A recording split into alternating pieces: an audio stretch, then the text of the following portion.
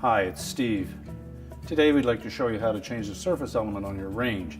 It's a really easy job.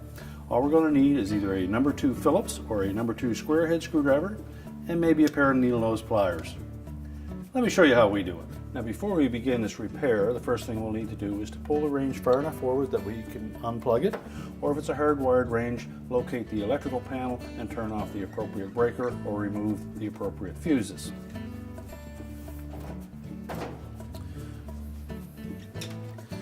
Now next, we're going to start by opening up the door and then locate 2 screws, one on either side, that secure the top to the mounting bracket, and remove those screws. With the screws removed, we'll then raise that main top.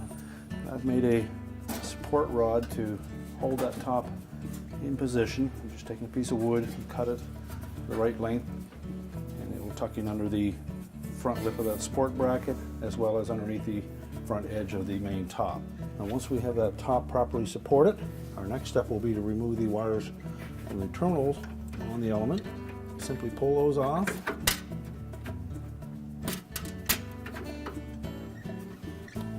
And if they're a little snug, take our needle nose pliers and grasp just the terminal and pull them off.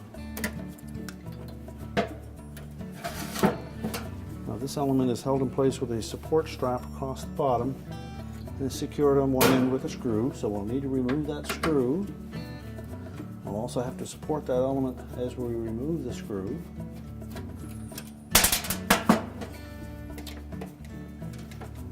Pull it out from behind the wire harness and then just let that bracket lay out of the way. Lower the element away from the top and discard it. Now with the element removed, it's a good opportunity to clean that surface of any dust or cooking debris that may have gotten in there. So just use a regular glass cleaner, clean the area up, and then we can go ahead and put the element in.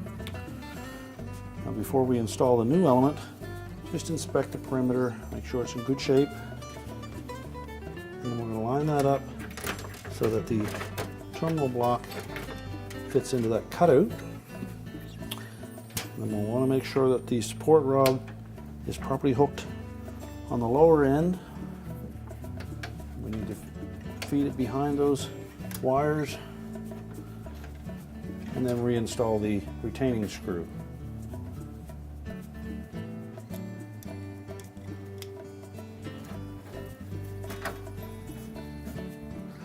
Tighten that securely, and then we'll reconnect the wires. Check them for any signs of arcing or corrosion, and if any is found, we'll need to replace them.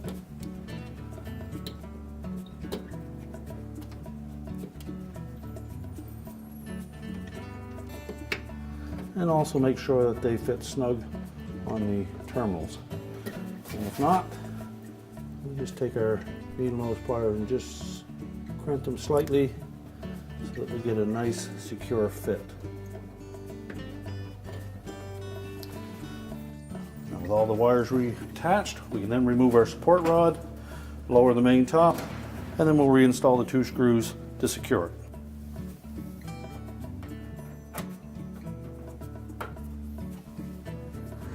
And close that door back up. We're now ready to reconnect the power, and our repair is complete.